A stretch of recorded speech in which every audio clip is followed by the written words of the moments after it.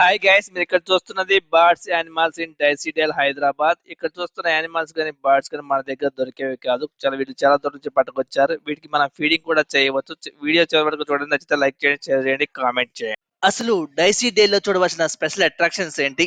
అన్ని అట్రాక్షన్స్ అద్భుతంగా ఉన్నాయా? అందులో హైలైట్స్ ఏంటి? ఇలాంటి మరిన్ని విషయాల కోసం కంప్లీట్ వీడియో చూడాలంటే మాత్రం లింక్ లో క్లిక్ చేయండి. మన ఛానల్ సబ్స్క్రైబ్ చేయడం మాత్రం అస్సలు మర్చిపోవద్దు.